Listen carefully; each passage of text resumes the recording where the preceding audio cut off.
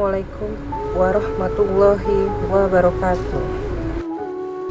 Innal hamdalillah wassalatu wassalamu ala rasulillah Sayyidina Muhammad ibni Adillah wa ala alihi wahbihi wa mawalah amma ba'du. Segala puji bagi Allah subhanahu wa ta'ala, karena kudrah dan iradahnya kita dapat berhadir pada momen yang berbahagia ini.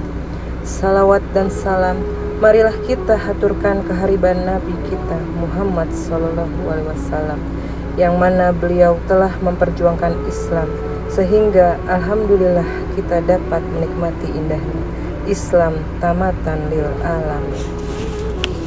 Bapak Ibu yang dirahmati Allah subhanahu wa ta'ala, bukan bermaksud menggurui, hanya berbagi ilmu agama yang mudah-mudahan dapat bermanfaat bagi kita semua. Amin.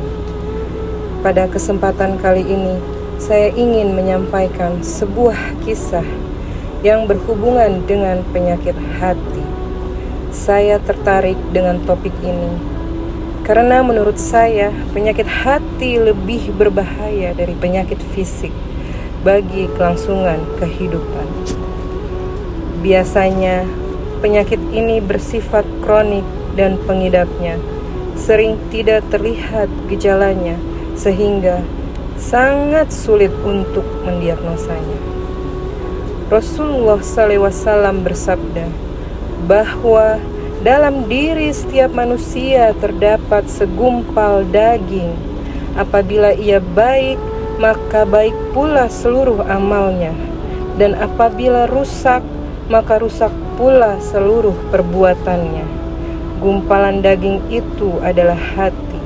Hadis riwayat Imam Al-Bukhari. Oleh karena itu, penyakit hati jauh lebih berbahaya dari penyakit fisik, karena bisa mengakibatkan kesengsaraan di neraka yang abadi. Kita perlu mengenal beberapa penyakit hati yang berbahaya ini, supaya siapa tahu di antara kita adalah salah satu pengidapnya dan cepat dapat memperbaiki diri. Nauzubillahi min dzalik. Penyakit hati ini sebenarnya banyak juga jenisnya. Sombong, iri, dengki, serakah, dendam, ujub, ria, dan lain-lain. Ada banyak kisah yang dapat kita ambil pelajaran tentang penyakit hati ini.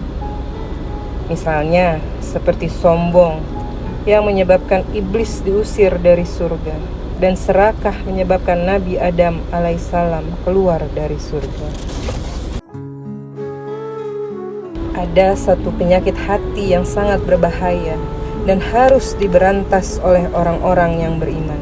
Penyakit itu bernama hasad atau iri, atau sering juga disebut dengan dengki. Pada umumnya kita sering menyebut dengan syirik. Hasad adalah penyakit hati yang muncul ketika orang lain mendapatkan nikmat, baik itu berupa nikmat duniawi maupun nikmat ukhrawi. Ketika nikmat ini ada pada orang lain, kemudian hati kita merasa tidak senang, tidak ridho dengan kenikmatan itu, maka itulah yang disebut dengan dengki. Rasulullah SAW menyebutkan, paling tidak ada dua bahaya dari sifat dengki. Yang pertama adalah dengki bisa merusak agama kita. Amal-amal soleh kita bisa terhapus dengan penyakit hati tersebut. Rasulullah SAW bersabda, jagalah dirimu dari sifat hasad, karena hasad itu dapat memakan kebaikan sebagaimana api memakan kayu bakar. Hadis riwayat Abu Dawud. Bapak Ibu yang dirahmati, mari kita hindarkan diri dari sifat iri dan dengki. Mari kita tukar sifat iri dan dengki itu dengan sifat al-ghibthah. Sifat al-ghibthah di mana sifat yang mirip dengan iri dan dengki. Persamaannya, dia muncul ketika ada kenikmatan pada orang lain. Namun perbedaannya adalah jika iri dan dengki adalah perasaan tidak senang jika nikmat itu tidak dihilangkan dan beralih kepada dirinya. Sedangkan al-ghibtoh adalah merasa senang ketika orang lain mendapatkan suatu kenikmatan, dan ia juga sangat ingin jika kenikmatan itu ada pada dirinya. Rasulullah SAW bersabda, "Tidak diperbolehkan hasud kecuali kepada dua orang, yakni kepada seorang laki-laki yang diberikan Al-Quran oleh Allah Subhanahu wa Ta'ala, sedangkan dia mengamalkannya siang dan malam, dan kepada seorang laki-laki yang diberikan harta oleh Allah Subhanahu wa Ta'ala, lalu dia menginfakkannya di jalan yang benar siang dan malam." Hadis riwayat Bukhari dan Muslim.